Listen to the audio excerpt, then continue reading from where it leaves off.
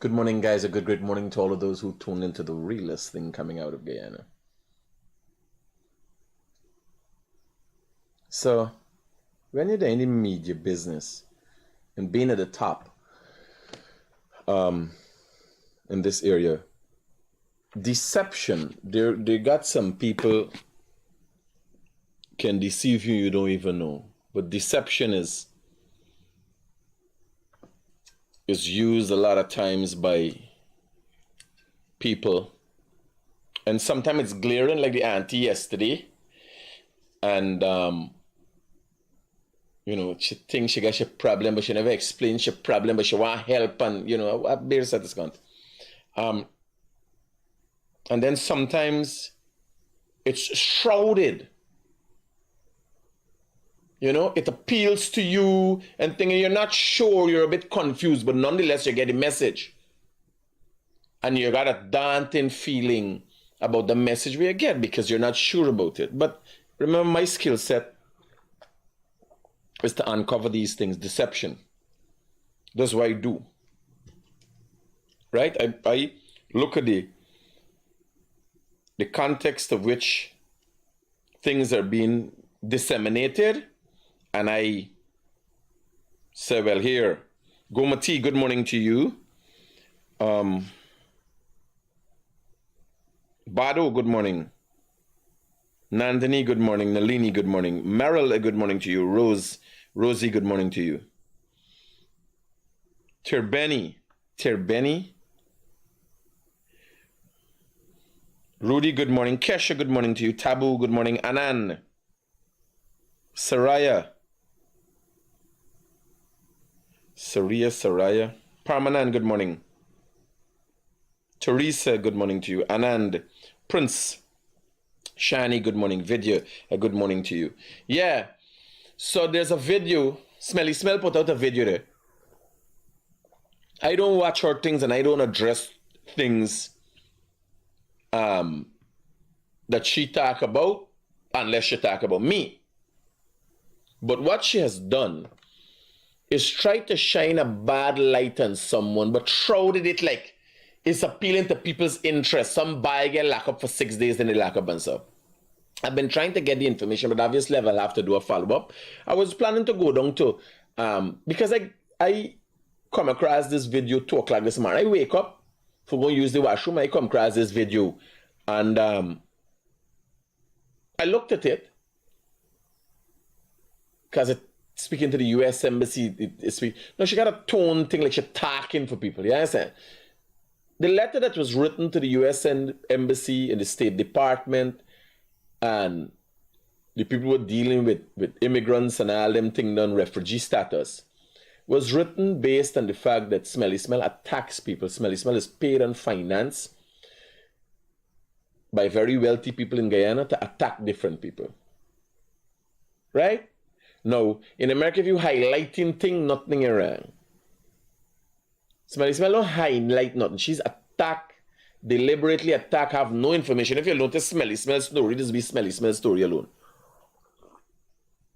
Because it's vicious, malicious attacks, right? This one involved the Commissioner of Police son, the Commissioner of Police, and some by it's shrouded under the auspices of the, I don't know auspices is the right term, but it's shrouded under the fact that somebody get locked up for 6 days. How poor people get treated and how rich people get treated. Well, the honest truth is nobody cares about the fucking thief. That's the honest truth. People care about people's rights being trampled upon, whether you're a thief or not. You understand? But we get so tired with the thieves them that nobody cares anymore. Right? So, we can talk about that. And we can talk about that. Is what I want to start talking about this morning. There's a video. Somebody created a video, and obviously Guyanese are now using AI tools. This had to be AI generated. Somebody put it together. The voiceover is AI. And get a message here. Let me see. Now, in this business,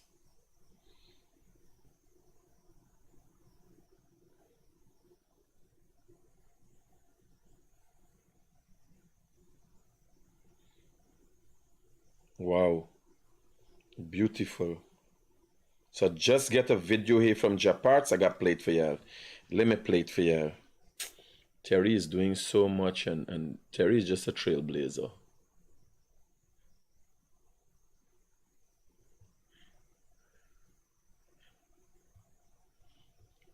So let me get here from the start. This is, and we diverting a little bit from the thing. So Terry from Japarts, and Japarts itself, because the old lady plays a role in still making sure the company is running. So this is some of the lands, the cane lands that this government is reviving after it was left to be abandoned by the last administration because they didn't care about sugar workers. Remember, sugar workers is PPP voters. You understand? Unfortunately, even the PPP, have held out for the sugar workers, and the sugar workers themselves, human beings by nature, somehow become ungrateful. And what has to happen, what I see has to happen, normally what I would have done, and this you got to learn. I learned this from my Stoic readings, being a student of Stoicism. If you're giving somebody something, you don't get them, and in your head you're thinking, oh, they will give you back. No, no, no. People think you give them out of the goodness of the heart and they don't owe you. When you give somebody something, you let them know that this is an once of and durable when. And there's the problem. This problem comes out even in relationships, where a woman is getting and getting and getting, and she don't know why she got all of that. You understand? You just give shit. Oh, because he likes you, because he could afford it. No, no, no, no. I give you with the expectancy you will take care of my children, you will do this, you'll bring peace to my life. Direct. You understand? And it sounds a little funny. It sounds like it is transactional, but it's not transactional. It's only transactional when the man sees it, when the woman says it. When the woman sees it, it's not transactional. But when the man says it, it's transactional. No, no, no, no. You understand what I'm saying? It is human. We're talking about human psychology here. If you give somebody something, like before, I go helping everybody. Then who in turn helps me? And then when this person does not reciprocate that help, return the help, you say, man, what man, I didn't lend you. No, no, no. When you lend me, you never tell me. So people forget what you have to do. If you look at people, they tell you, you owe me, you got one for me. And I do the same thing. When somebody do me a favor, I tell them I have one for you. So ensure they know they can call upon me. I got one for them. But if you give somebody, you give them no timeline, it doesn't register in their head that they owe you. And all the fighting war the government to do for the sugar workers, right? They realize that their mere existence and survival is as a result of this government who come in, get them all the money where they gotta try to get them back jobs, try to create, look at this place here that is being created to create jobs for sugar workers because it's hard to take them out now. I see some videos with some sugar workers. What other they could do than cut cane? They can't work at a call center. They're not of the age that they could be easily retrained. But nobody pays attention to the effort and the kind of money that is being spent on revitalizing what certain parts of the world is considered to be a failed industry. The government continue to put subsidies into the sugar industry.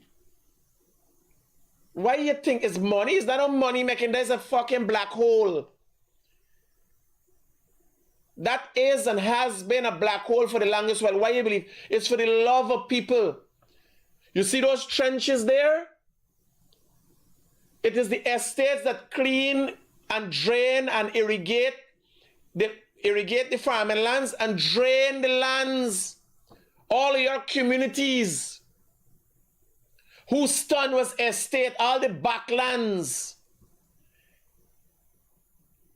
It is Gaisuko that played an integral role. Now it has been taken under by NDIA. But the maintenance of those, all them drains you see, is drainage and irrigation. Watch your video, just a 30-second clip. But this is what one company is doing. This is leveling up this land. This is your parts.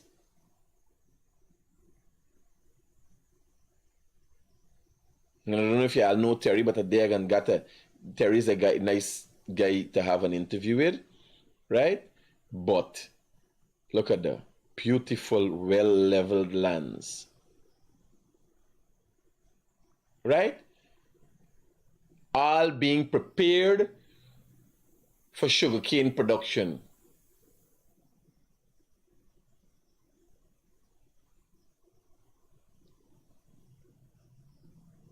Now what the government, the thing they come, take the sugar workers out of the misery. 5-year misery. Ain't got no possibility of knowing what the future gonna look like. Taking into consideration, there's all they do, taking into consideration there's the age, they can't go and find another job. At least a job with the paying like the estate. And what you get for it?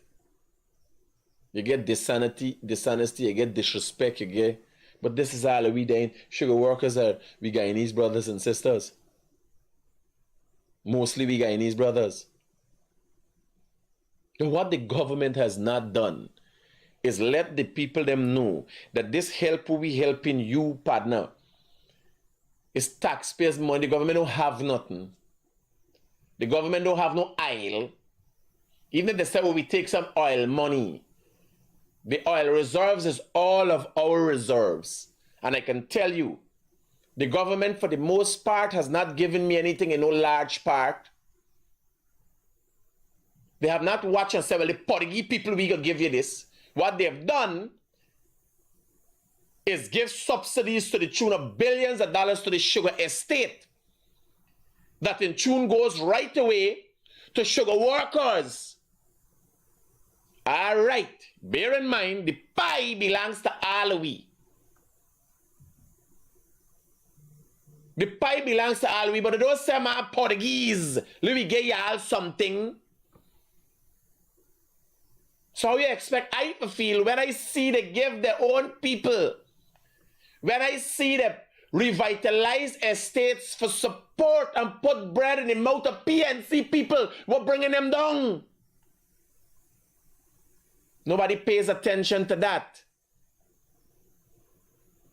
Nobody pays attention to how the government leans backward to facilitate these people.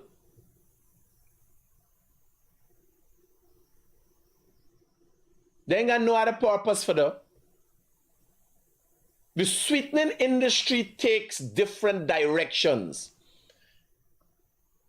They got false sugar, they got all kind of different thing now using as sweeteners. Cane sugar is not the leading sweetener. So it's not the best seller in the world. They got beet sugar, they got all kind of sugar. So when you see the government doing this, you know they're making a special effort. What they have not done is made enough of an effort to explain to the fucking ungrateful sugar workers that, body, we throwing out the belly rail for y'all. The main fact that y'all still there and existing and surviving, y'all is dead out under the PNC, is because we make a special effort for keep this industry alive. Although it's a black hole. The last subsidy they had is about $2 billion.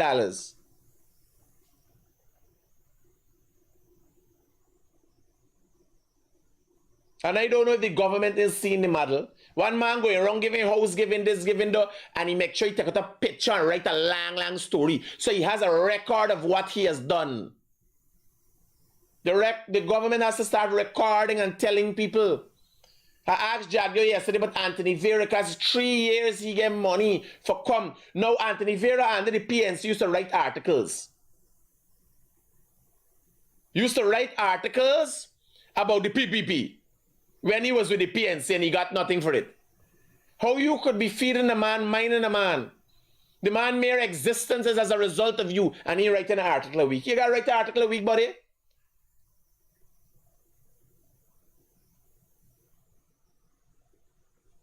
106 articles we would have get from Anthony Vera, Tony Vera in 3 years, and that would have been enough for us to have a very good in-depth understanding of the role he played with the PNC when he had money.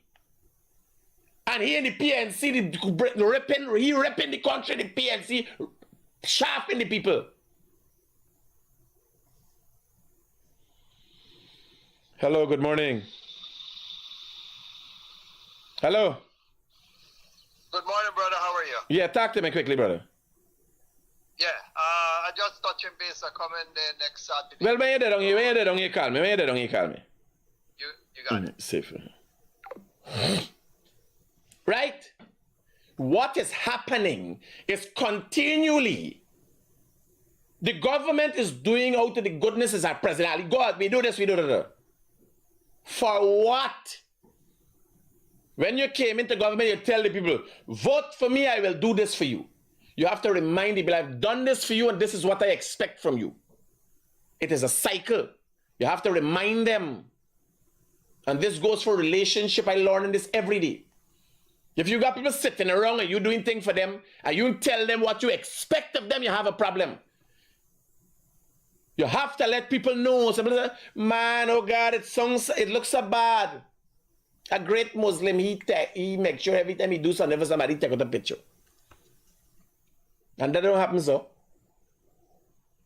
He learned it, he figure it out, and write a long story and put up your name. If you Google your name, they're going to find you back. He give a house, he give this, he give a little ration, he make sure you put it up there. He has found the model works well. While he give one a day, President Ali give thousands every day, everything. I like this is thousands of jobs being created. Terry guys send this to me. The world's supposed to know about this.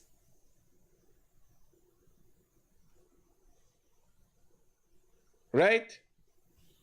So, now why I'm talking about this?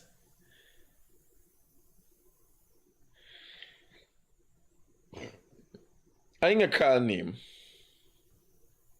Let me go. A lady sent a message here to me. I just gotta switch now. So a lady sent a message here to me. Hear this. Good night, Critic. How you doing? Can you please highlight this problem for me tomorrow morning? Please, this is over 1 year now. The building this road and can finish in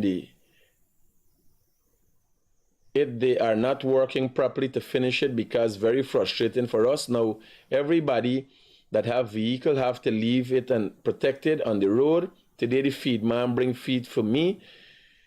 Upon delivery, the boy that is operating the Bobcat reverse and damage the man vehicle. When the man talk, them about his vehicle, they have to repair it.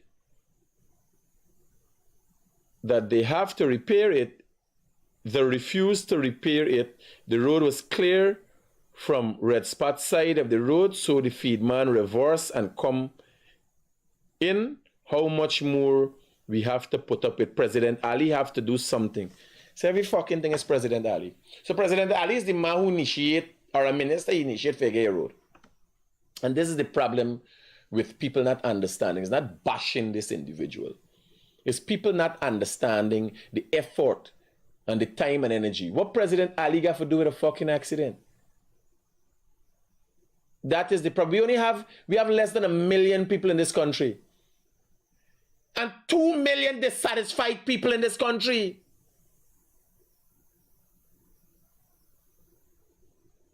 We have less than 1 million people and 2 million dissatisfactions. Now, this is an accident. That's like what the lady was called yesterday with the son. Right? This is an accident happened to the feed man. The feed man reverse, he backdoor damage up.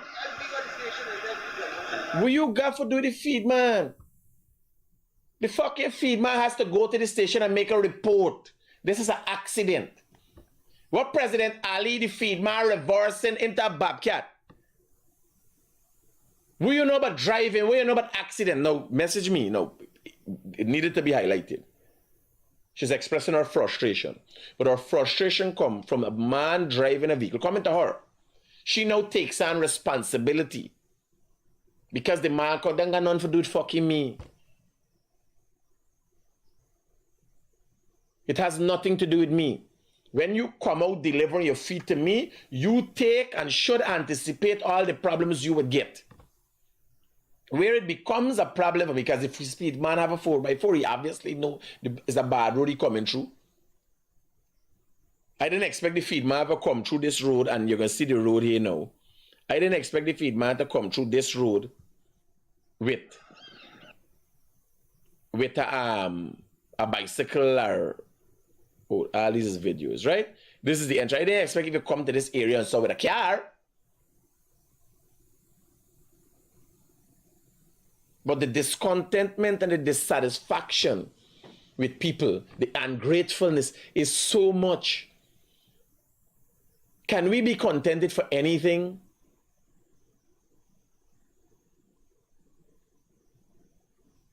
No. Out of the road, thousands of roads are being built and hundreds of roads are being completed. And the complaints is of the thousands of roads, how they being built, when they being built, the sun and every fucking thing else. That is evident that this has to come. That will happen. That only could happen one way. Not to say contractors, lady said this contractor built this road for a year. That's a long time. Not to say there aren't shortcomings. We got terrible problems in the system. The supply of material, cost of material, that kind of thing.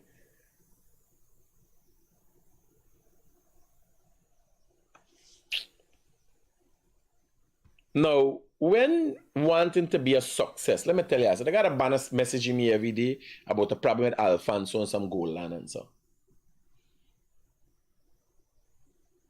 This banner they into gold mining. Me call the name, but I want to share the message. I want you to understand, because some people spinning the wheels and they want to know, why am I not getting up? Why am I not successful?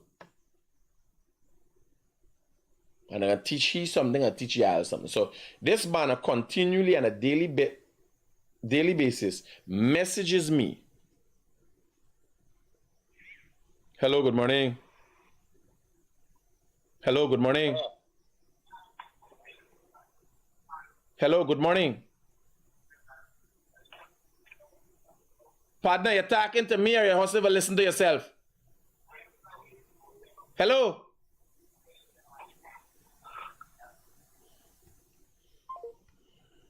Just block right away. So this banners message me every day. This thing with Alfonso, the gold mining, blah, blah, blah. So I see yesterday at Freedom House when I go in for CJAG thing. I see you get through. I put into I say man, dead man, the man struggling, the man getting problem, I see the man problem. Right? But when he come telling me, I say, man, right now I need you help. I got a drudge. You don't mind. I got a drudge at Bellevue, because I plan for drudge or the drench. Me going and use excavating. They're going to use a different methodology, right? We're going to drudge out the trench, the swamp. Excavator and go for the hard dirt. I got a drudge and you got the expertise. You as a bushman. Come help me. Call me in the morning. The first message he sent to me this morning is with he fucking problem. So let me tell you something about success. You know why I'm successful? Just for y'all know. Since from a very young age, nobody taught me this. I appeal to people's personal. So when I meet somebody, I say, hey, you know something? When I go around here, I say, we can build this road, and I get in the vision what the road gonna look like. What they can look forward to. Me come and say, you're not building this road here, so I get a contract. No, nobody cares about what you have. Now this morning, first thing again. And people say, man, it looks so transactional, but there's how you just be successful and people don't know why they ain't successful. People want to know why they continue struggling because remember you're going to build your fucking problem. And you're assuming that only you got this problem. It's a self-centered way. And you're assuming only you got problem. Even if there's somebody. A lot of times people are acting on things that they don't know why they're acting on things. And that is what you have to learn as a good negotiator. People might find you repulsive, and a man in a relationship might, you understand? By the time you see a guy, you think, because you know the shit coming. She gonna come with this shit.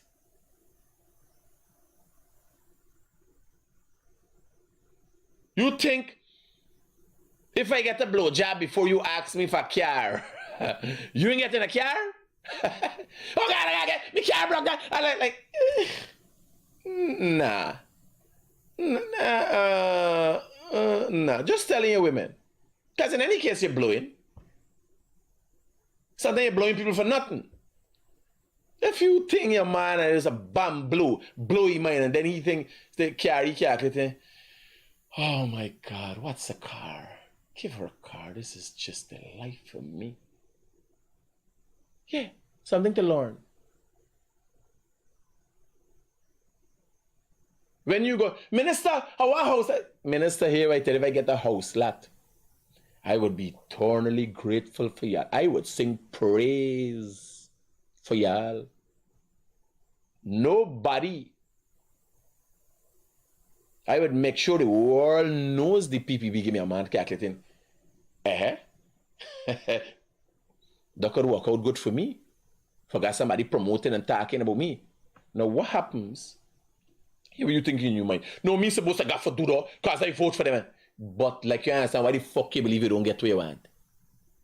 Appeal to people's interests, their personal interests. We're all selfish and care about ourselves. I'm imparting knowledge with y'all.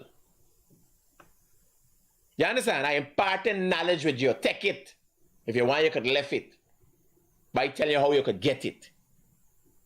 You understand? Oh, no. You got a car? No, me I can't. Well, you gotta buy a car because I'm gonna build this road here. You got a nice road here for car for drive pon. The man's thinking is in mind. Yeah, bye. When Critic done build this road, you understand? That's a good idea. When Critic done build this road, I can buy a car. So he has something personally to look for. He might never be able to afford to buy a fucking car. He might never see a car in life. But you gave him something, even if it's a thought.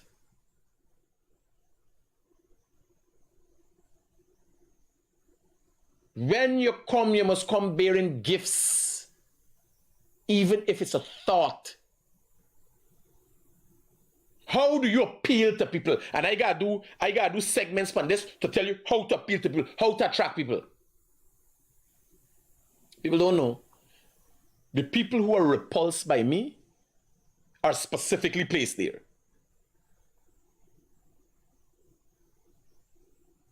I tell me partner something and he's remind me every time when I say, me willing for deal with nobody.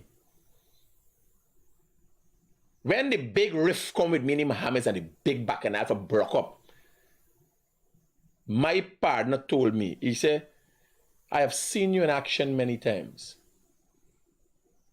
And you know, if you want to settle something and change somebody's mindset about you, you could do it. I said, no, me want to do it. I want a problem. Here, I choose the part. They didn't choose the part for me. Because I could go and sit down and say, man, but you work out this thing and play nice and this and we are right. No, I choose me part.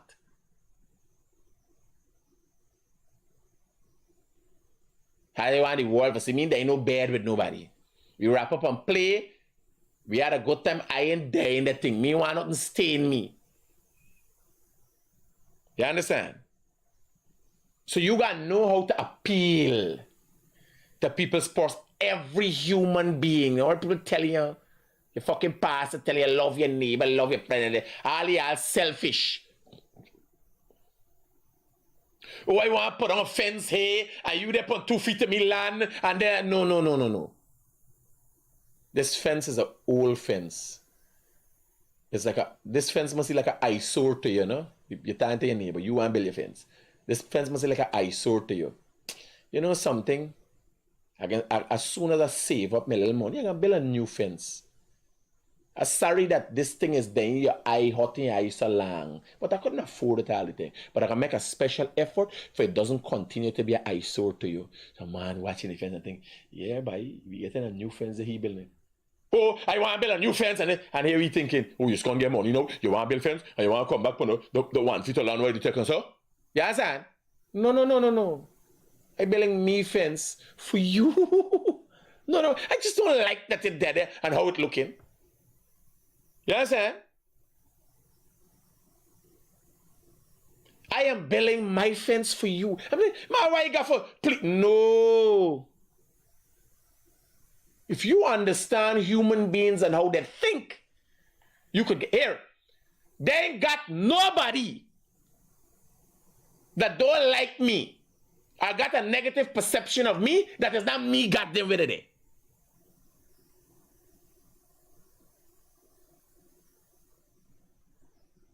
When you say sit down and talk to the man understand me and me intention, he hold the meaning change. I don't have nobody personal that I have a personal relationship, that we relationship is start off on a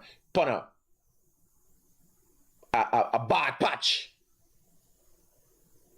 And the man calculate you, this is the worst you could expect from Critic, but when you see Critic, you meet Critic, you know that banner is genuine in the heart.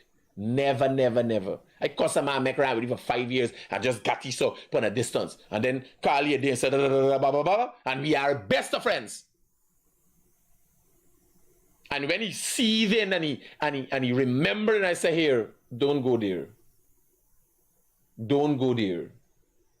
Because that is the man, I like, don't forgive and I don't forget. But that is because of the fact that I compartmentalize things and I decide this is what I'm going to do, how I'm going to do. I don't want everybody to be my friend.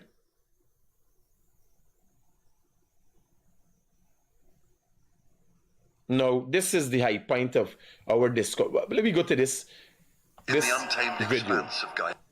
So this video puts it in nice terms. The low-life, hungry-belly bus culture that is called public transportation in Guyana. And I want you to do your research and tell me if there's anything else in this country that you could attribute to the destruction of the moral standards of the youth today. I could remember there was nothing that played a role in my younger life that guided me to negativity. And I wasn't an easy child. I grew up in Alberton, a poor home. We've been in this struggle. I've been wearing rubber dinky and walking on the road, summertime, weeding grass with my crew, getting money for buy Chinese fried rice and buy me thing I want. Me no hardship. But nothing that I experienced guided me to be a vulgar person or a thief. And I want you to ask yourself, what else? It is not in the schools. The attitudes in the schools were not developed in the schools. Although the teachers could be found to be lacking, they're lacking with the input, not to over input or a negative input. You might have one that have a negative attitude. You tell me, with a low-life, hungry-belly culture that is spreading like a virus at this time, where does it come from? No matter who you are, except you're a real orangutan, low-life, hungry-belly, even when you go into ghetto areas, you have mothers and sons still, they got white cross-section people that no one allow their children to do certain things. You tell me, if it is not from the low-life, hungry-belly bus culture, what else is there that could impact such a great amount of Guyanese citizens or Guyanese youth to cause what we have today, the perpetuation of this low-life, hungry-belly culture, if it's not minimal. You know what I'm saying? So you got, if you notice, Linden people is act different. Linden people like the PNC walk over upon them and they left a certain way. Barbicians, Indians is act a certain way. Barbician black is act a certain way. Essequiban black is act a certain way. Essequiban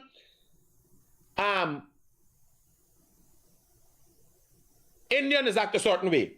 West Coast, people from West Side is a whole different culture. Everybody, every youth from the 90s who were traveling in minibus got low-life ways in them. That's a matter of fact, whether you come from Barbies, wherever you come from.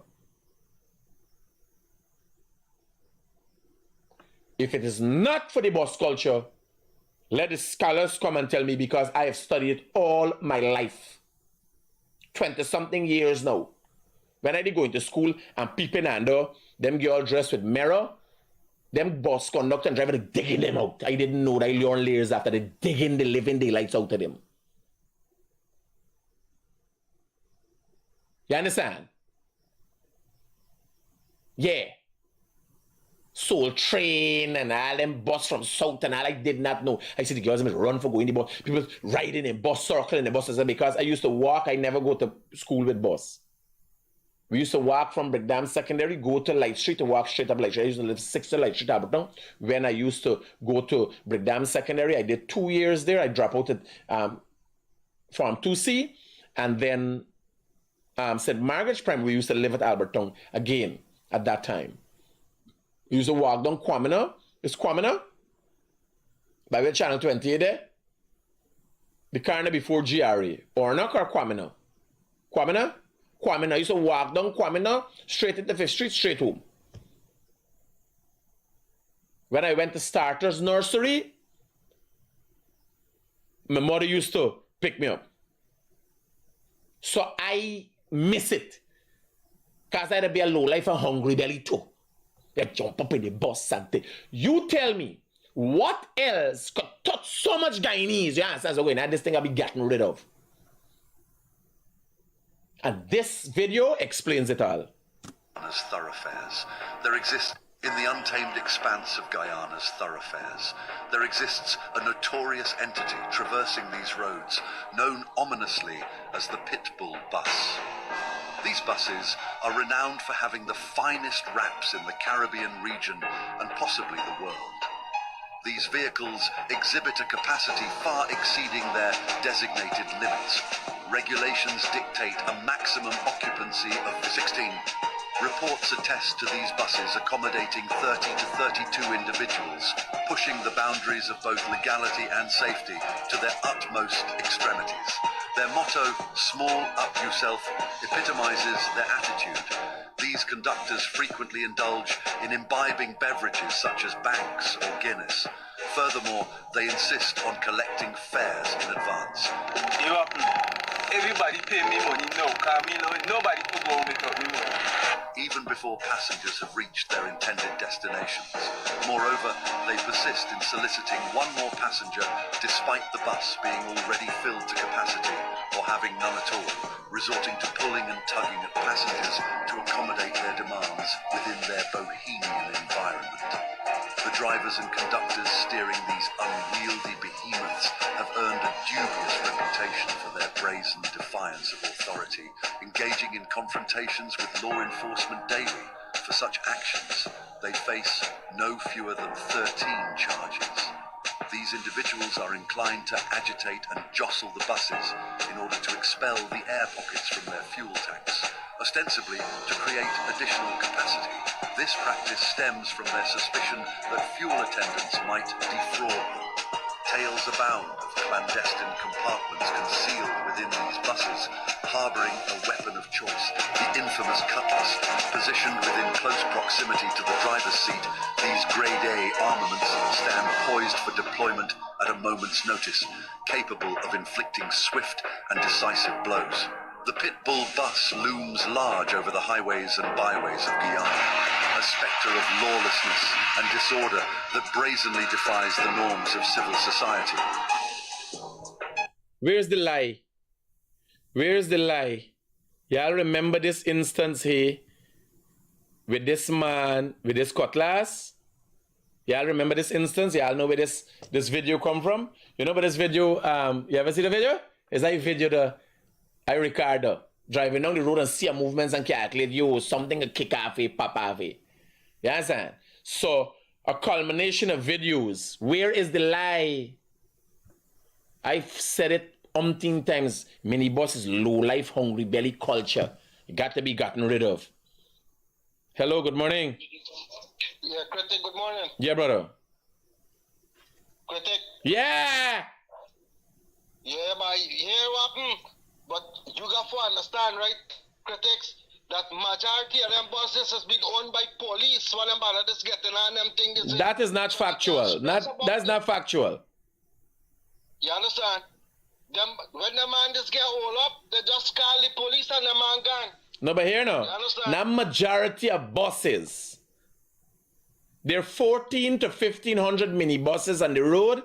Not majority of buses. Majority of the buses were doing the illegality.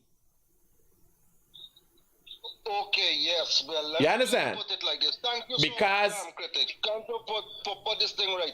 Roger. Get it right there now. Roger. Safe. Now, two of the most upstanding men that I know, I watching them my whole life, is two brothers who walk bus, fat bus, white bus. Two Christian brothers. And I always remember out of everybody, I calculate these are so upstanding my whole life. I see them, they have the fair price up there. They don't overpack the bus. They don't stop at the wrong spot. So it's not everybody. And the majority of the buses are owned by police. There are about 1,400 buses. There are about 3 to 4,000 people who ply the trade. A lot of people own buses and have people work in the buses. So there are about 5,000 people who directly benefit from the business of having a minibus. But it is a low-life, hungry belly culture. That is what it's turned into. Because as the man said, police own. So if you own a minibus and you could call and get you bus out, you partners start acting a certain way. I use that same methodology. Hello, good morning. Hello, good morning. Good morning, Mr. Critic. Turn down the thing in the background there, partner. Okay, sir. Okay, yeah. Yes, sir. Good morning, sir. How are you this morning? Talk to me. I good. I always good. Talk to me. Yes, sir. I really appreciate your show. You're an individual, very boldly, speak loudly, clearly, openly, understandably, sir. And you got a saying goes like, he who speak and hide his identity, shun them for their fools. But with you, sir, you speak loudly, clearly, openly, factually, practically, realistically. And I love your show for the boldness of your show. The clips with the minibus, I am the individual who send you the clips. And I'm looking at your show right now. I guess you're on live, right? Yes, brother. Yes, and sir, another thing I like to say, sir, is that I will send you something concerning this mechanic shop with the workshop, sir. But what happened? You tell me to call back, but you were in a situation with Mohammed and things, so I decided to leave it. Let's settle. I get the opportunity now, sir, that I don't know if it is any way that you could help with the situation. Well, you're on my live. You already start talking. Highlight it. Place, location, call name. 56, lot 56 South Street, Industries, Zalata at the workshop. I'm living 56 and he's 57. So Zalata workshop bothering you? Yes, sir, the nice and spray painted. There is no spray boot. And the nice, he just keep hitting metal whole day.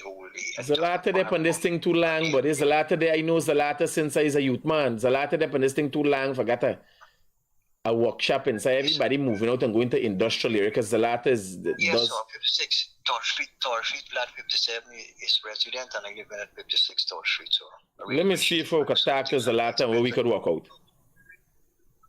I went to all the relevant authorities. They said they go look into the matter. Nobody seems to do nothing. No, but again, I'm saying I know Zalata for years, and Zalata was doing well 15 years ago. You understand? Yes, now sir. you still got the fucking little thing mechanized and thing and bothering people. You understand? I got a friend, I know named Zako used to do a little welding work somewhere, I can't remember. Now we got a big place down in the back of agriculture road and bothering people. You understand? Yeah. So you gotta move up at some point in time. You can't be a whole life you being a fucking minister. Last time you're hustling and now start up and all them things. Yeah, this thing going on for years, sir. You went to EP all the relevant authority, nobody seems to do nothing. Don't worry, me go talk to Zalata. I know you personally. Me go talk to Zalata and see what could work out. I got a friend in Tongue got fancy spray boot. I got people starting business now that started the business with spray boot. Like, you understand? Yeah, up to yesterday, talk to this man said the way you feel like for the legal money, people. Well, there's the problem. That's the problem with our society. When you get money, it's staying grounded. Yeah. Right? And I constantly got to remind myself I got talked to, because not only money as a journalist, as somebody who has a significant amount of influence. You understand? I got to keep grounded and say, you can't use you got to choose how to use it. Because what happened? Y'all expect me to use me power against people. You understand? Remember, here was the funny thing. When people calling me, the intention is for me to use my power against people. And imagine I now have to refrain from using my power against people for my benefit. You understand? Yes, sir. Not to look I follow you. as a bad person. I gotta say, no, I can't do that. I just walk in a station, a man tell me about some code, I walk in a station, and me and the police. I listen to it, yes. Yes, and me and the police, and I telling you, if something with me, right, they stop me, I speak, yes, sir, no, sir, yes, I know, sir, I was the Guyanese critic, you can't tell me nothing.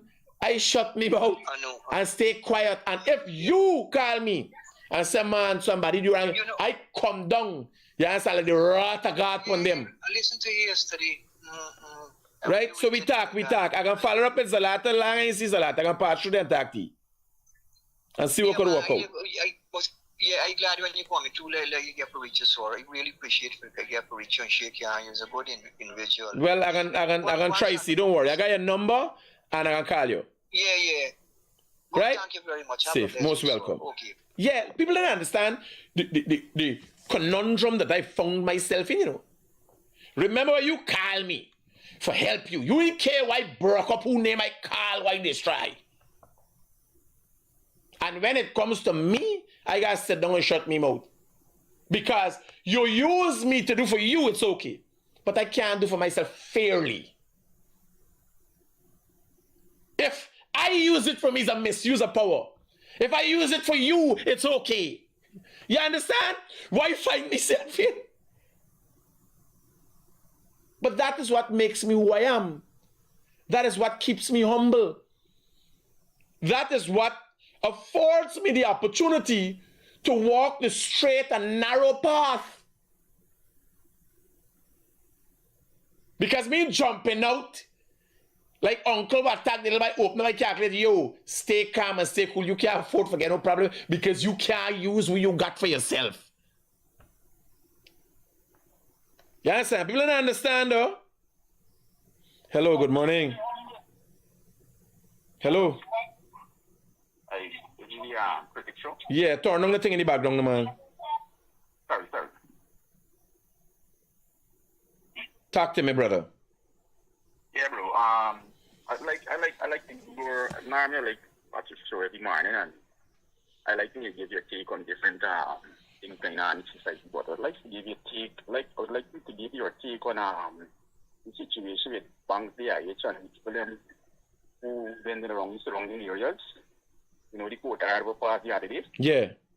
Yeah, I would like to hear your take on that, because I think you give a nice Well, I can give a better take than like what Kathleen Jenner give for O.J. Simpsons. You know what Kathleen Jenner said when she find out O.J. Simpson dead? Yeah. Good riddance. Yeah. Fucking menaces to society, by. Here, I continually like walk down the road. An extensive take, you know?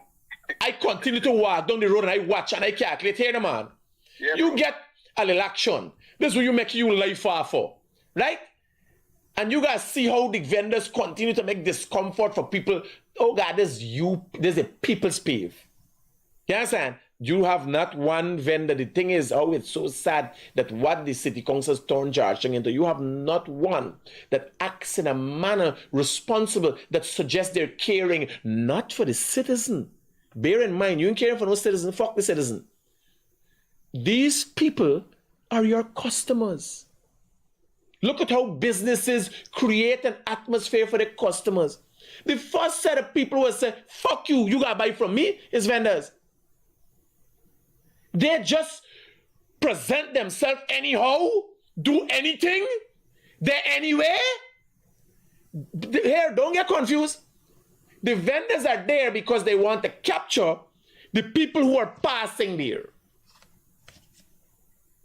Nobody pays attention to that. The vendors position themselves because they want to capture.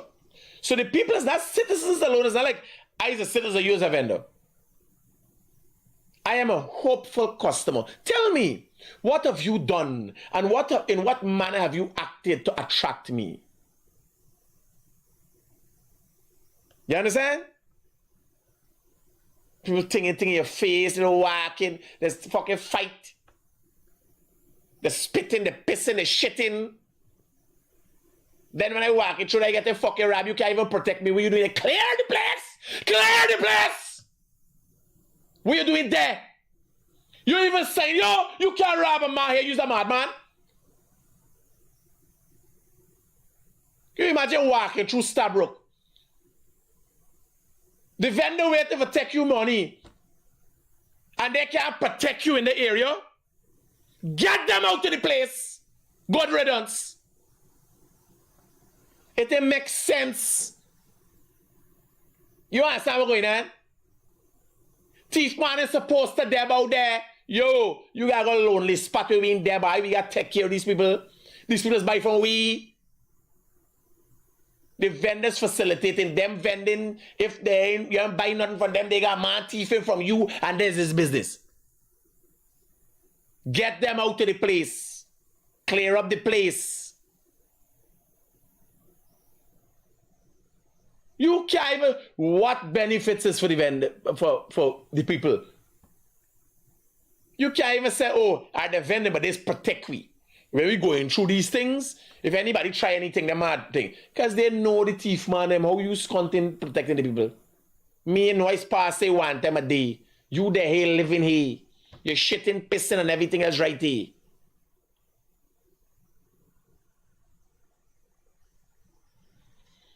Get them out of the place. Good riddance. That's me take. Now let's get into this. This is a serious, most serious matter for the day. Right?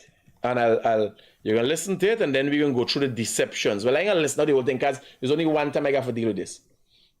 I can't be watching this girl for extended period of time with a fucking fucked up hairline. You understand? She head look like the seawall. When you go at their head, day and everywhere else, you know whip part or the riffraff gone broke. She head look like a riffraff.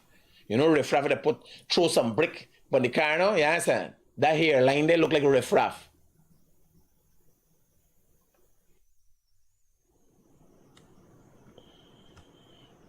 Right? So let me listen to this. And you listen to the deception here. Hi, good morning. So this is a quick video this morning. I want to touch on a few things. So the first thing I'm going to touch on. There's a young man right now sitting in Israel. How you end up? Lockup. He works at an ice house. Y'all hearing this? Y'all hearing? His employer said fuel and a battery went missing. They went to make a report to the station, the police picked him up, and he is sitting in East Rumbell police lockup. 6 days now. No. 6 days a man in the lockup. The required time.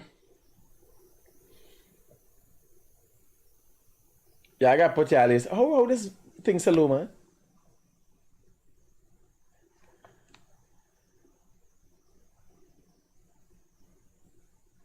It's crazy.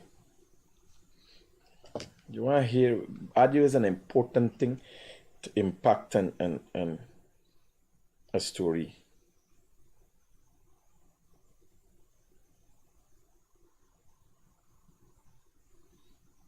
I can't. Who send this thing to me? Go to she page and listen to she video, but I can't listen to this. It make no sense to me.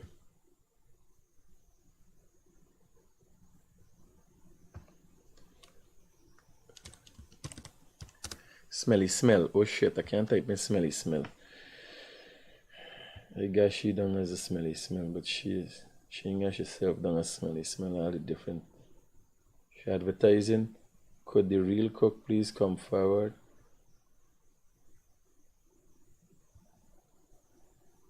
Go read the comments. All you need is Marina sleeping. Just attacking fucking people and what is this thing now, man?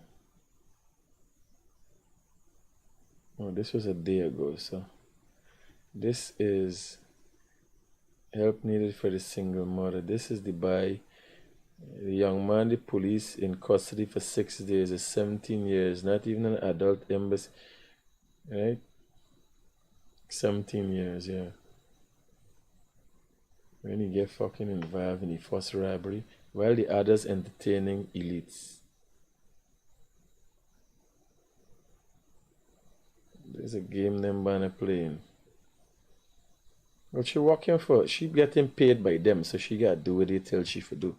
She's financed by them. So you're gonna see the kind of things that come out on her page. So let me start. This is it? No, man. She said she had a shit. Oh, Jesus Christ. This hairline again.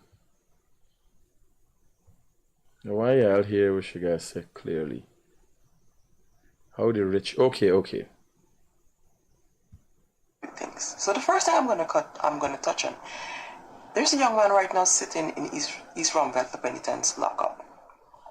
He works at an ice house. His employer said fuel and a battery went missing. They went to make a report to the station. The police picked him up, and he is sitting in East Rumbek police lockup. 6 days now. No charge, nothing. He's just there sitting in the lock. Now bear in mind, 72 hours is the time for somebody to keep in the lockup. And I can tell you, if anybody is held more than 72 hours, it's been deliberate.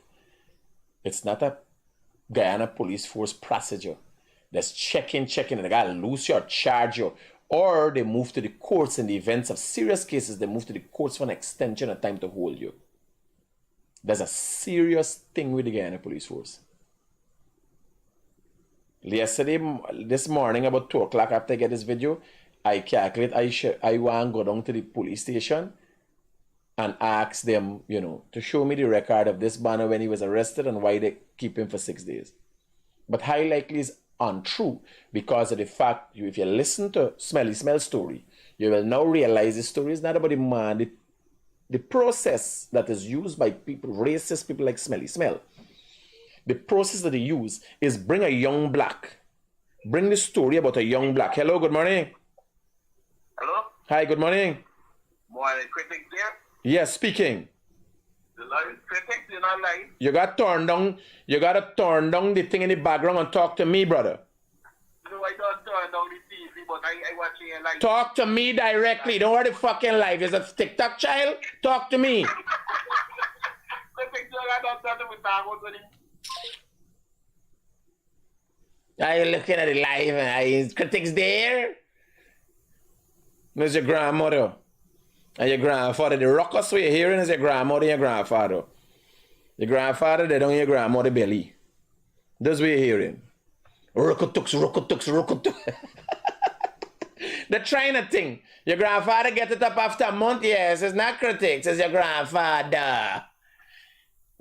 Back to Riffraff Head. Lockups. His family wasn't informed that he was in the lockup. No, his family wasn't informed. He got missing for 6 days. You can imagine the relationship where he got. I get a message from Paul this morning while I was sleeping. I got a message from Paul last night about 11 o'clock, just saying, Dad, like to find out if I'm up or whatever, right? And I wake up this morning and see it, but 2 o'clock this morning, and got into panic, messaging right away, calling me right away. What happened, son? And he there in a room away from me, right? But I say maybe go out and something happened. He said, no, I was calling for asking for some information, right? And this one got 6 fucking days. And he family in no way there. 6 days. The police lock you up, your family know we there. Your family ain't going to say, man, his son come to work. The last place he was at work, we there. But this is the deception. You understand? This is the kind of shit you could end up with when a fucking lady got a face like a seawall. You're gonna walk with the seawall and a wave come and lash you down and you injure yourself. You understand? When you see them come with them riffraff Farida, that the shoreline in precise is confusion.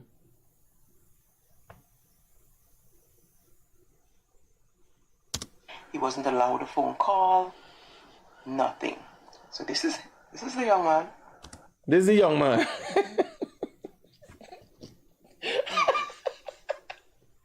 And you know, when you find out the story, it ain't nice. You understand? When you find out the story, it ain't nice. Now 6 days you get locked up. Imagine the relationship he and his family. The first day after work, they didn't notice that he didn't come home. She get a story on the 7th day. Nobody call, police ain't call, and he didn't get a chance to make a call. But I want you to catch that this is the black youth thing. It's a PNC ideology. It has been infused, and Jagdio said yesterday, for too long, them allowed the racism to fester. When Kai Jr. was asking what he achieved and what's the shortcomings of the 30 years of him being in politics. And I want you to listen to Jagdio. That's the next thing I think we should go to and listen. When Jagdio was asked the question, Jagdio never said I. Jagdio never said I. He said we. He continued to explain. And I want to show you that. I want you to look at what Smelly Smell is doing. And how they use negativity. You gotta show black youth. You pull the heartstrings of the black mothers. The elites don't care. They know the game. But the black people don't know you pull the heartstring. But this story is not this boy will get locked up for 6 days. Who gives a fuck about the thief? Nobody cares. But 6 days, you're supposed to get locked up. The story is not, they're going to hear the story now going to come up. Which that's not the first thing she put in front. She put, but to get locked up for 6 days. You're only 17 years of age. Duh up in your feelings. There's a more sinister story here, and that is not the front page. She's making allegation that the commissioner's son was with a licensed firearm, firing off shots. I give a fuck about thief man 6 days. Well, I want to know about that story. She making allegations about the commissioner selling gun. You think that is not the most important thing? No, we play a game. And poor people, black youth, and how they treat rich people and poor people. But listen now this story. See? Right? Allison, you know this boy? You know the boy, Allison? You know the boy personally, or you're just talking?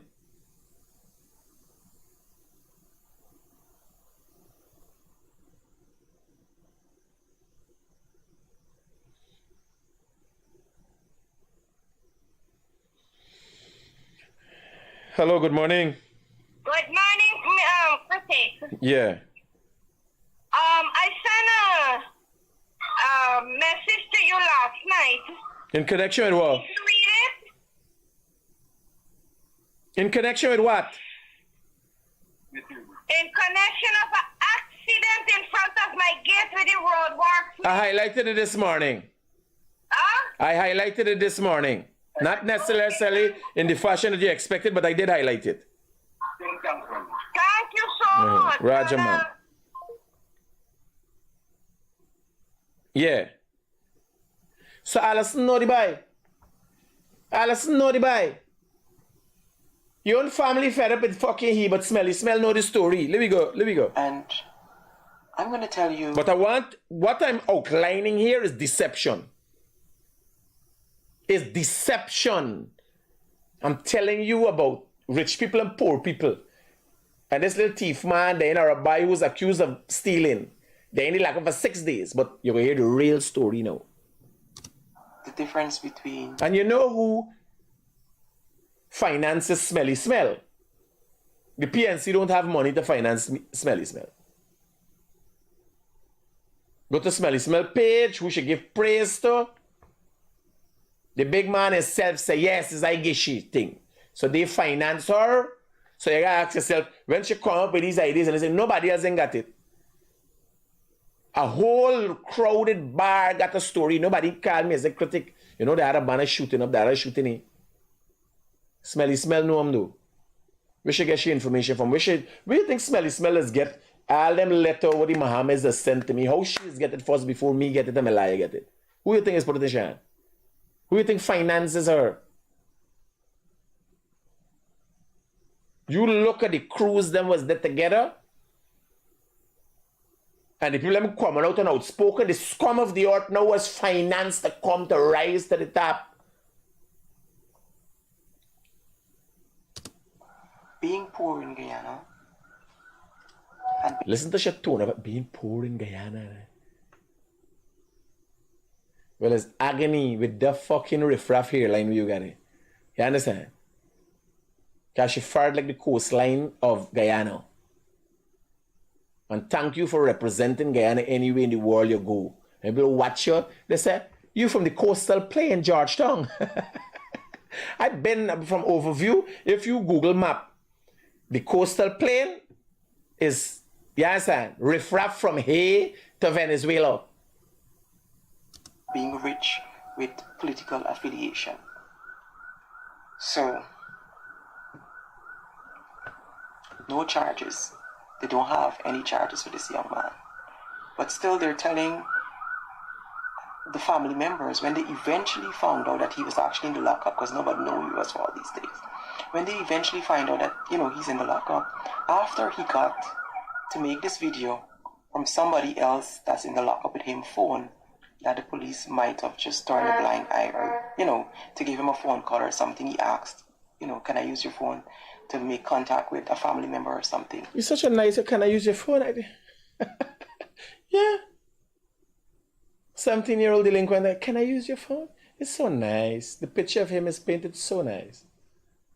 Can I use your phone? Unfortunately, I'm here in the lockups today. And my 6th day is a result of accusation made against me of stolen batteries and so on. So just a minor matter that I'm trying to work out. Can I give a call? Can I get a call with your phone? Such a nice young man. Very mannerly.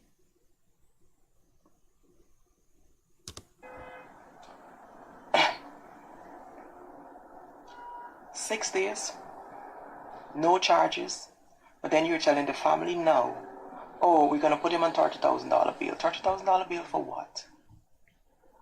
Y'all had this young man 6 days in the lockup when you're not supposed to hold him more than 72 hours. But you see, when you're poor in Guyana. That is factual. As a result of the laws of Guyana, you're not supposed to have anybody in custody for more than 72 hours. If there's a need in certain cases, you move to the High Court and request an extension of time, at which time you have to prove to the High Court that you need that and was the reason for that because of the investigations that you're carrying out. So that is true.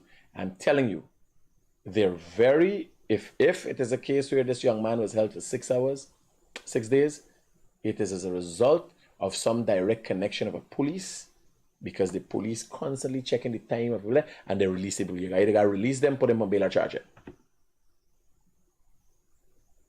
But this is not the story. This is a joke. to the explosive thing who coming after. But she set the precedence. The level of deceit with these people is unbecoming. It is like this other story come out. You didn't know that this other story was so important. You can hear the damning allegations that being made. And this is not the important story. Somebody get locked up for 6 days, they ain't got no charge fee. When you're poor in Guyana, these are the things that has happened to you. When you have no linkage, no political affiliation, you don't know nobody, you're just poor, you ain't got no rights. You ain't got no justice to get. Alright? Let me show you the difference now. So you see this young man. And again, she has a picture. She's showing the difference. But this now is a photograph taken from somewhere. The commissioner and his son. And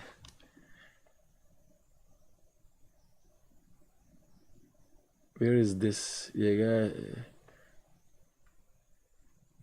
should get it from? You gotta check the time.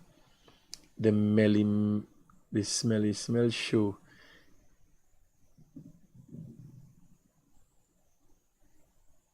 A something MEDIA A11 major. Who is this from? Right? You gotta watch your WhatsApp now and see who sent you them. Right? So she's know the gist of the story. What she planned for relay. But when you listen to it, the context now, here what happened. This video is 9 minutes.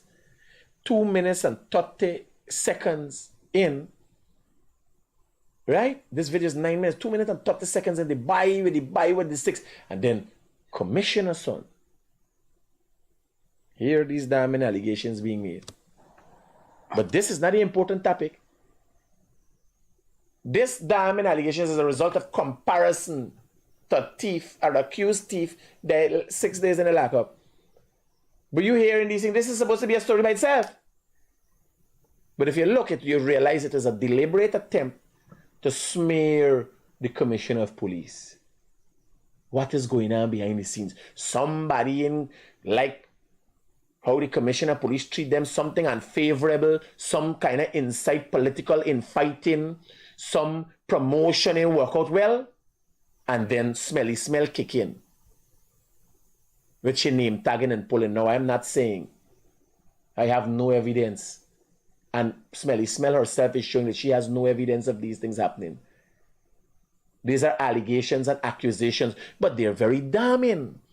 And I'm doing a comparative analysis of the story, which is already by lack of for 6 days, to this. That's the commissioner of police son. Take a look.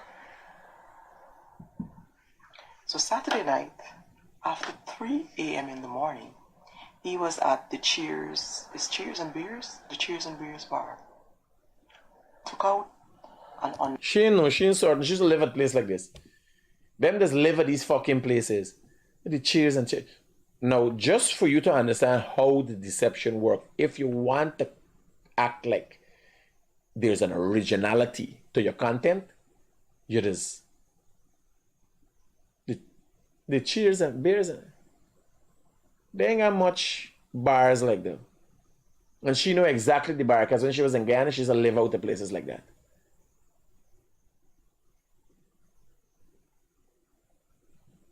Licensed loaded firearm. Here. The Cheers and Beers? The Cheers and Beers bar. Took out an unlicensed loaded firearm. Shoot up the people bar.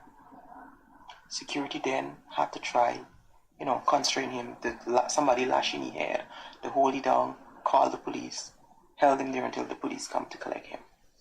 Police from the Critic police station came, collect him, took him over there. Cuss up the police, cuss up the inspector, cuss up everybody. Bear in mind, this is a bar. In Guyana, nothing don't miss video, not even the aftermath. This is a bar. Saturday night is session. 3 o'clock in the morning, it's hot. Nobody get a video. Nobody made a post on their Facebook page. Only Smelly Smell know. This is Guyana, y'all know. Somebody might get it first. I might get it first. But when it come, when it raining, it pour, there's a commissioner's son. Only Smelly Smell know. I am glad if somebody could produce something. This will be asking for now.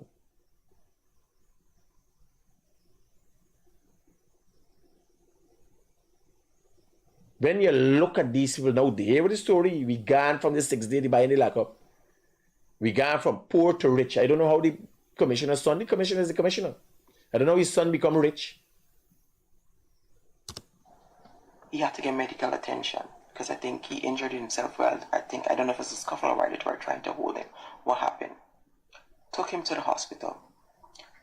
Cuss up the doctors. Cuss up the nurse, cause you know why? Bear in mind, he cuss up the police inspector, he cuss up the police sergeant, he cuss up everybody station, he shoot up this is different location, shoot up a bar. Go to the station, cuss up everybody. Go to the hospital, cuss up everybody. Nothing on record. Nothing on record. An elaborate twist and plot. His father is the commissioner of police. And his father is affiliated with the PPP, this government. So once you get linkage and connections and these kind of things, nothing. You understand what's the link? You understand what's the link? PNC people don't do not, even when they're in opposition, don't do nothing wrong, they don't get themselves caught up in nothing. What was the link between Patterson brother who get caught with drugs?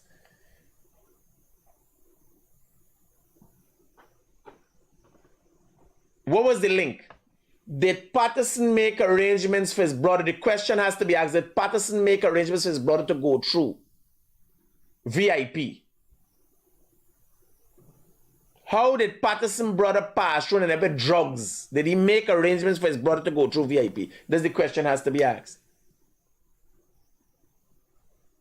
If you have no evidence, you can't go blaming Patterson for his brother's actions.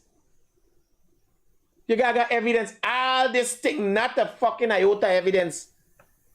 But you're going to hear the intention. The intention is to bring disrepute to the name of the commissioner of police.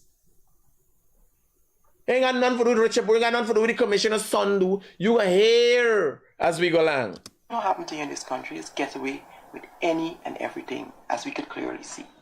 So when they finished from the hospital, they took him back to Alberton police station because that's the head. And again, no respect for none of the police. Bear in mind, Smelly Smell could give you a detail that a shooting occurred at a bar. What occurred at the station? What occurred at the hospital? What occurred when he returned back to the station? But nothing of evidentiary value. Now we got a shoot up incident. People run into it. Nobody take out the phone. You piss your shit. Pat up at the cake, they get catch on camera. This country so serious, everything is get catch on camera. If the aftermath, somebody said, the man just shoot up, nothing in get caught. Now bear in mind, they might have caught something, this thing might have happened. But I'm saying, if you bring in you gonna make damning allegations like this, got something. So she know what happened at the bar. She know what happened when he first go to the police, he cuts up the police and thing. People giving her. Nobody recorded anything to go to the photo. She know what happened at the hospital. Nobody recorded anything, did anything. She know what happened, like, one of my sons getting a problem. One of my sons getting a problem. Walking in the bush somewhere. You know, a recording was sent to me of he cussing up and be. I said, not me, son. No association want with that boy. Do what you have to do. The man called me. The man said, Mr. Rodri, Critic, I was folly and this by behaving bad. I say, listen to what I'm telling you. He's not a part of the Rodriguez family. Do as you have to do. There was a recording. Nobody record a voice note with this by doing anything. No, nothing. But Smelly Smell know of the thing. And you know, when you're going to bring damning allegations like what she trying to make out here, you got something, some iota evidence. You will believe you? You understand? This deceitful, manipulative, riffraff fucking head, crass, smelly smell. None of the sergeant, nobody. Yeah. Alberton Police Station because that's the head. And again, no respect for none of the police, none of the sergeant, nobody. He walked out of that station on $100,000 bail. He had to turn up to court Monday morning, Tuesday morning, today's Wednesday, right? You hear nothing but the story. Notice you see nobody carried the story. You see nothing about it on social media, nothing. Because it's the commissioner of police son. And anybody speak out or say anything, it's victimization. I don't know if it... Now, what victimization? Has anybody ever come and said Clifton Hickins victimized them? Where does this come from? What experience would anybody have had? If you know Clifton Hickins, you could walk into Clifton Hickins' office and everybody is there and he deals and addresses with everybody directly. He don't talk to nobody one-on-one. He has an open door policy. The office is open, you walk in and everybody sit down. As the one talking, the next one come. You can't do no run-ins there by the commissioner. Clifton Hickins I'm talking about.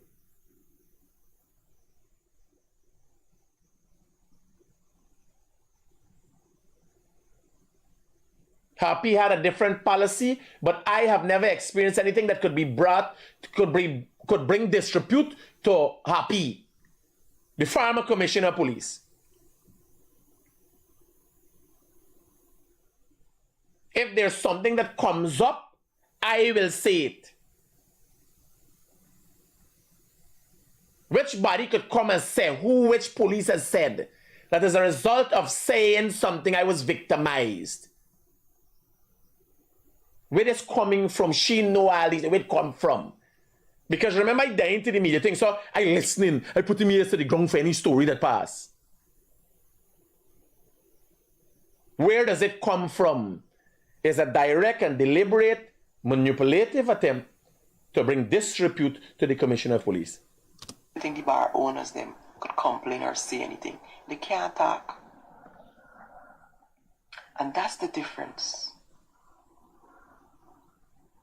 When you get rich parents and parents with connections and affiliations with the PP. This is not rich parents. An accusation is being brought against a young man who his father is the commissioner of police. You don't have to have rich parents. His father expresses a certain level of power. He's the commissioner of police. But the attempt here is to bring not the son. The attempt is to bring disrepute to the commissioner of police. Hi, mommy. Ma? Yeah, what happening? Hi, all right. How you doing? All right, how Paul?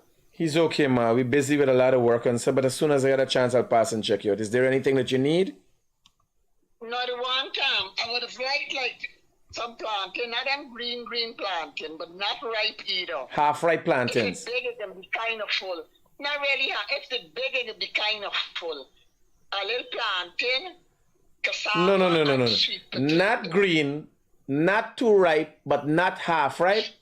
There's a PNC plantain, there's confusion. But once the plantain big and full, it don't be as green like the little one. Okay, ma. And what else you need? Buy some bananas. Bananas, will I do. can buy some bananas. Alright, ma. Safe for her. There gotta be a PNC plantain. Carlos?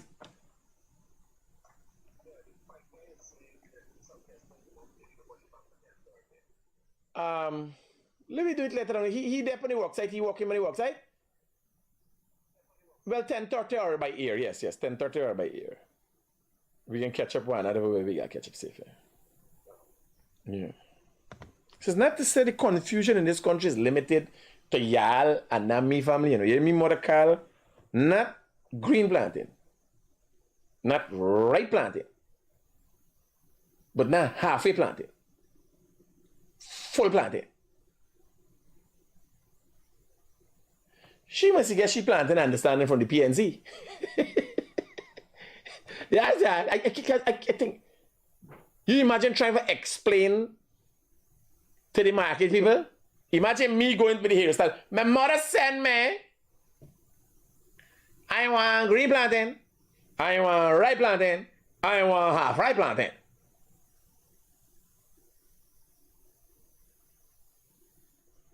Scunt boy. People watch you right, they say you're a mad scunt. Yeah, bro. Hey, the woman saying it's green planting, but the green planting got a little yellowish skin. You understand? Full. No, but there's not half right, but. No. It's you trying to confuse the woman, man. The woman knows what she's talking about. It's green planting with a little yellow skin. And she says she wants cassava and sweet potato. Right? Can you can talk and you don't forget what you want. Plantain, cassava, sweet potato. You mad? You put him in the mirror, cassava, sweet potato. Sweet potato, you're talking away. Oh, shit. Let me catch you back. Let me catch you back right away. Stay. Good. He trying to put me in it. He's always trying to put me in it. He trying to put me more expenses. Me.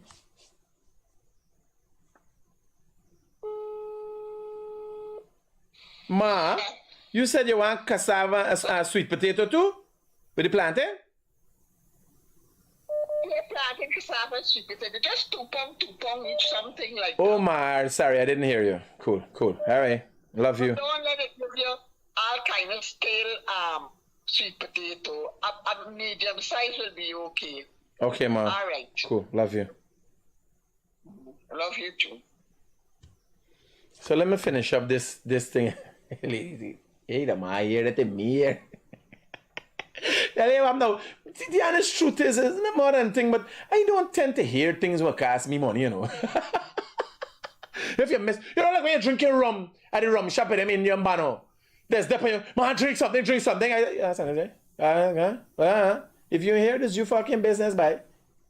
I could beg somebody for spend money. I must be mad. Not me. I start and them advice. You hear? For example, say, Critic is a loud banner. He mouth big. When it comes to drinking and buying, like a bag. Me hear you say, but this is you fucking problem, girl. You hear? You hear what I just said?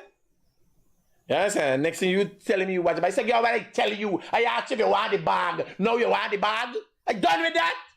Yes, sir. You better be listening to me keenly when it comes to me spending me money. You better be listening keenly.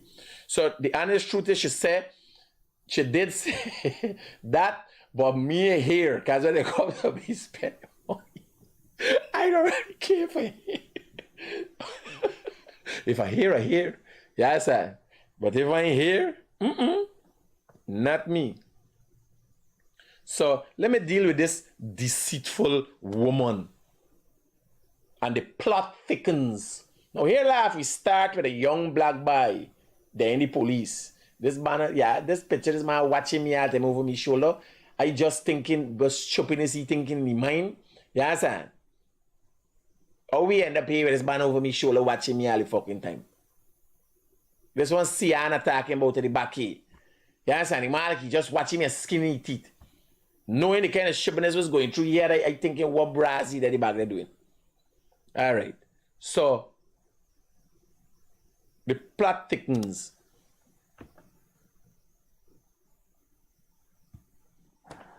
And when you're poor and you ain't got nobody, you just sit down in the lockup for 6 days? No. When you're poor, you ain't got nobody. When you're fucking thief, police going to pick up poor people just so and put them in the lockup. When you're thief. When you're accused of theft. Oh, when you're poor. But hear the story. Is it does the game with the plane, pulling for people's heartstrings.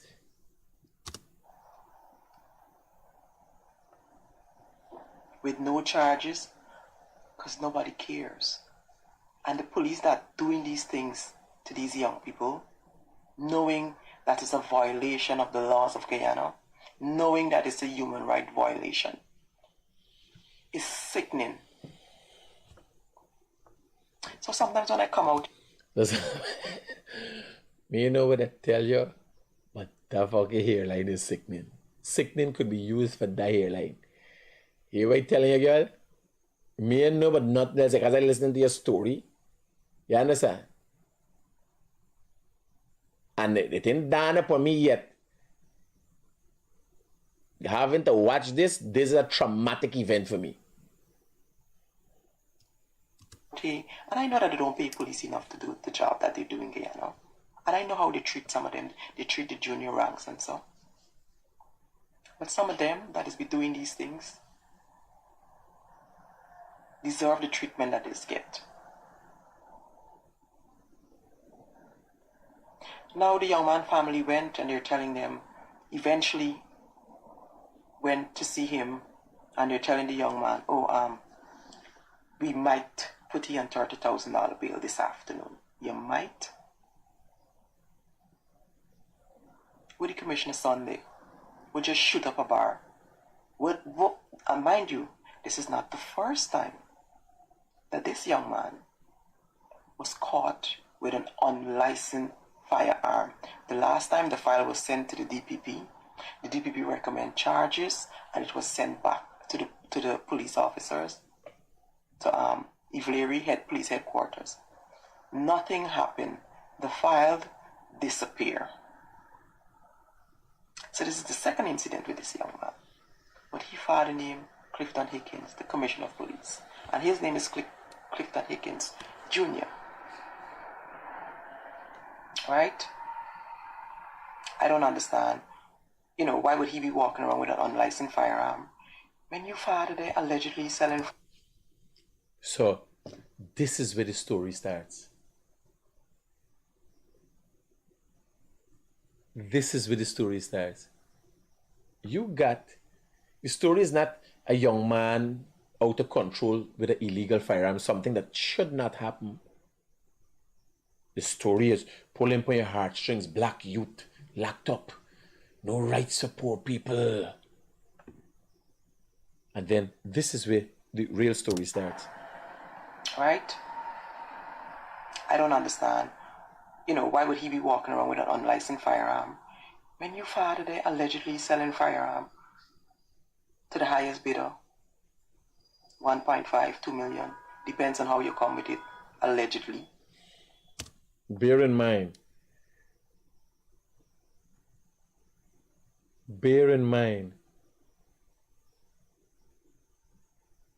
no evidence again. Not this discussion is not about a man saying he paid. This deceitful, deceiving, and conniving woman takes narratives from her financiers to try to stain the Commissioner of Police. Now again, we're talking about the rights of a youth who's said to be locked up and accused of stealing and locked up for 6 days. Not supposed to happen. But then we end up to Commissioner of Police selling guns and here. Not only that, Robson Ben and his son get their own thing going. We end up, we go from the commissioner, we go straight up. All of these things totally unrelated. But you understand how the manipulation works. Capture you, bring you in, and then lay down things. Not one iota of evidence. Now somebody comes and say, the man takes so much from me for do that. No. Allegedly, where you get it from? On at the Ministry of Home Affairs. Not only that, Robson Ben and his son get their own thing going on at the Ministry of Home Affairs. Never mind Hickson allegedly coming through the grapevine from the party, trying to take Robson Ben's job. So the people really trying to get rid of Robson Ben to place Hickens as the next Minister of Home Affairs. You know. Well, here I could tell you, the PPP is not like the PNC. The PPP is not like the PNC. the PNC once took a highly unprofessional, unethical commissioner of police, Winston Felix, and put him into becoming a minister in the Minister of Home Affairs.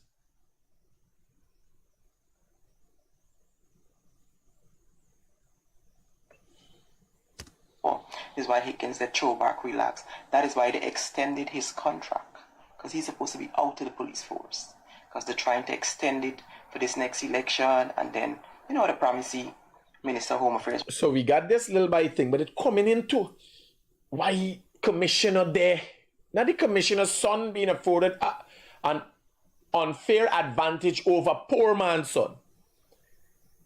Y'all following the gist? The whole intention here was to bring disrepute to the Commissioner of Police name. But it started as rich man, poor man's son. Because the Commissioner of Police son with a gun, land license fire. This is serious allegation. But this is not the important thing. The Commissioner of Police might turn, ropes and bend, might get knocked out by the PPP, and you understand how the story changed? Bear in mind, the story is about a boy get locked up for 6 days, which is supposed to be 72 hours. But he part of the story is only 2 minutes, 30 seconds. And the other minutes to make up 9 minutes is about Clifton Hickens, his son, and the intention, the program we go in. But these fucking people so retarded, they don't know. Remember, there's me skill for see malicious, for identify, dissect stories and make sense out of it for the layman. Because what is in it for her? Well, you gotta ask yourself, is nothing is in it for her. Obviously, her intent is not to talk for the right of the boy. If we go on to gun selling and politics and election coming again, if we go on to all of that, obviously the intent is not the little boy.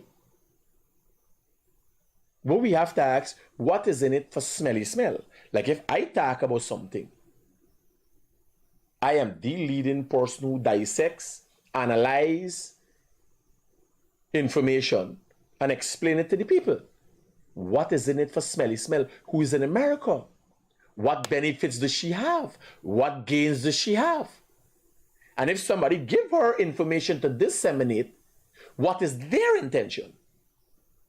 Because remember, it's 2 stories she got.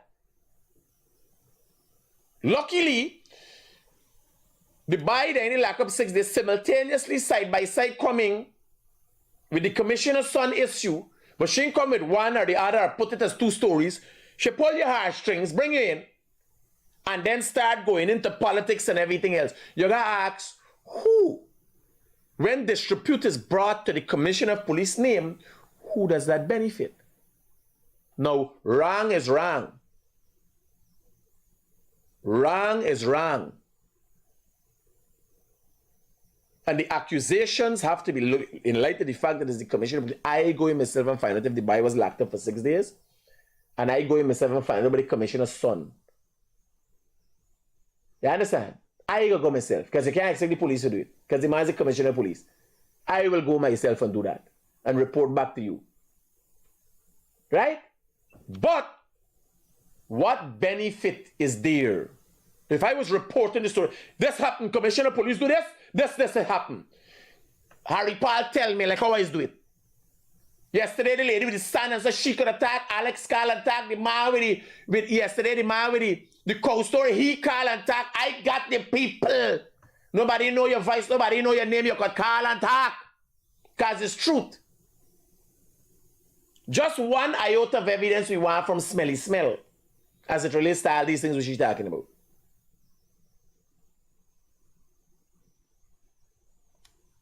Well, I don't know what to do Robson Ben. Robson Ben will know they might throw you out. Really got useless for he. So I don't know. And not only that, you get your own runnings going on at, he and his son. No, it's not only Hickens getting rid of Robson Ben. They're trying to put spikes in the works. And I'm telling you something. In light of the fact, the recent episodes I've had with some people, and their modus operandi, how they operate, I could fairly say I know where this is coming from.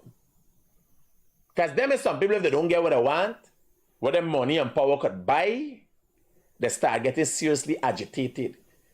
And they will throw a wrench in your works.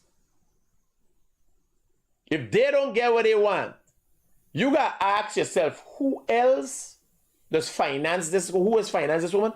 And to whose benefit this conversation is. Now, hear what I say. These are serious allegations that need to be looked at. If you've got evidence, you put it out there. And if her intention was not just to bring disrepute to the commissioner's name, tell me in this story, what's the other intention?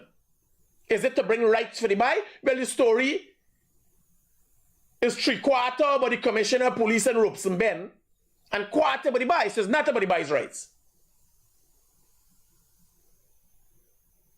Then, what benefit is her? Did the police commissioner do or anything? Did ropes and Ben her do anything? When you're getting into the political realm, did she promise something by the PNC? Is this an attempt to have track? No. Somebody behind the scenes dissatisfied with what's going on with them, and then you get all these kind of stories. Listen there. Well, I don't know what to do with Robson Ben. Robson Ben will now they might throw you out. Really got useless for he. So I don't know. And not only that, you get your own run-ins going on at, he and his son get their own run-ins. You gotta go to his son, who happens to get a consultancy to stamp your papers if you want work and live and stay in the country. Gotta pass the money. If you get business and you want, they get their own. They get their own. No, but explain to me in detail now what the run-ins is about and how they run. No. Yeah, you get it. Somebody gives you a sentence, run with it. Bring disrepute. Because just now you hear something about the commissioner moved, the commissioner said, they just want to plant something in somebody's mind. No, I'm saying these allegations are damning. Let's deal with them head on. What's all this fucking meche? They're running, the one run-ins, and the commissioner's son, and what the commissioner doing, and what Ropes and Ben doing, and what his son doing a consult, all of this thing, all the time. So you got all this information yesterday and run with this story? You have social media, could come on anytime. Can't we bring the stories with the evidence and present it and this? Let this be looked at. Let me say, she dealing with it from an influencer perspective. No. She's a social media hit woman. You understand?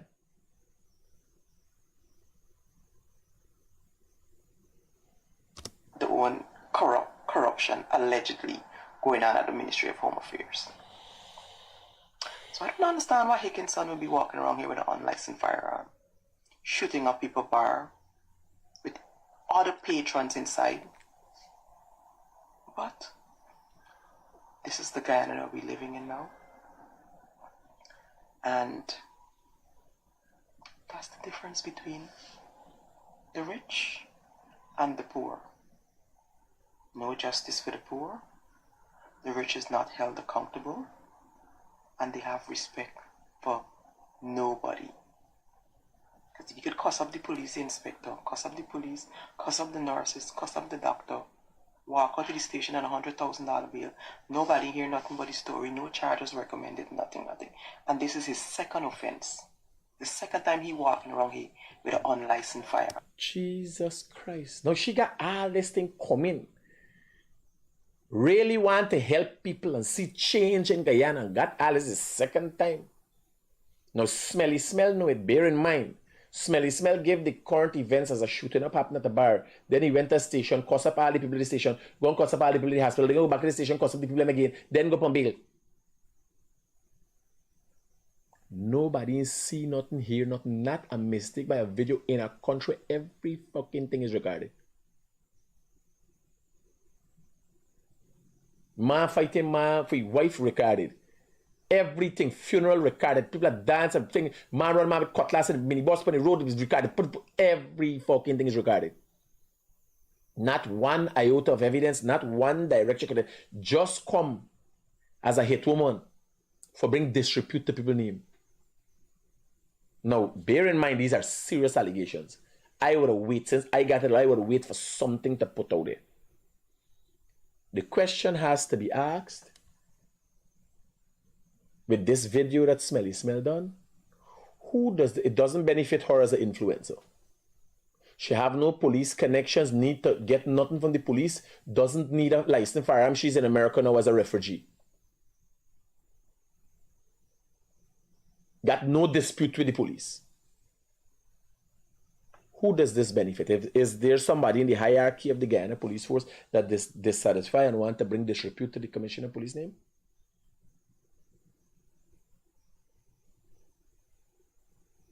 Are there wealthy people that ain't getting what they want, dissatisfied, and using her like she is constantly being used? Because it is a matter of fact that she's financed by certain people. This is a matter of fact. I know it's been said, we have all the evidence. Because the people, whether they operate directly or through surrogates, I have been reliably informed, they like show people that this is what they do, this is the connection to show the power. It's not uncommon.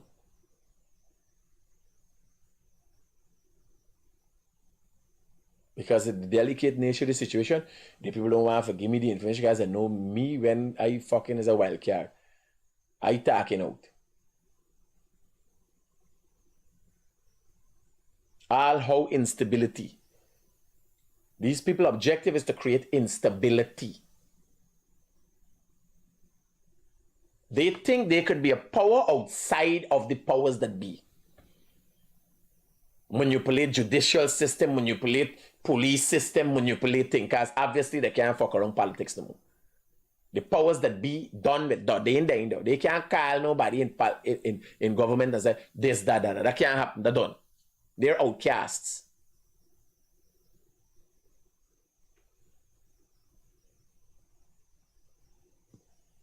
No.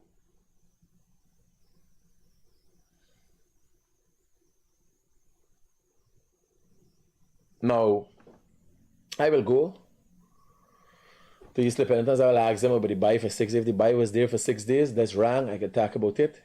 And I'll find out about all these things. And I'll bring back where visit to you. Simple.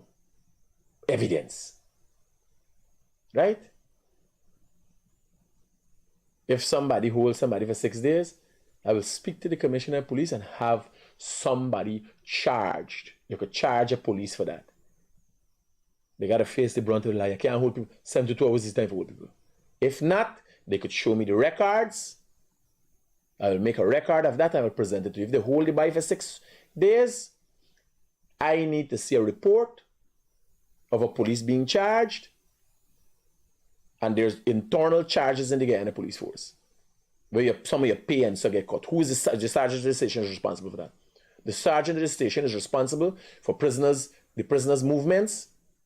You understand? Detainees' movements and the time periods to which they are kept in custody. If it is a case like that, I will go today myself and look at it. And everything else. If it is not, me even moving on to the rest if she lie by the by. But all of these have to be looked at. It's just you gotta ask yourself, what's your motive and who sent you? That's the question I ask you. What's Smelly Smell motive and who sent you?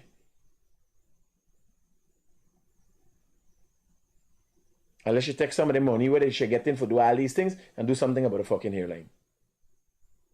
Peace out.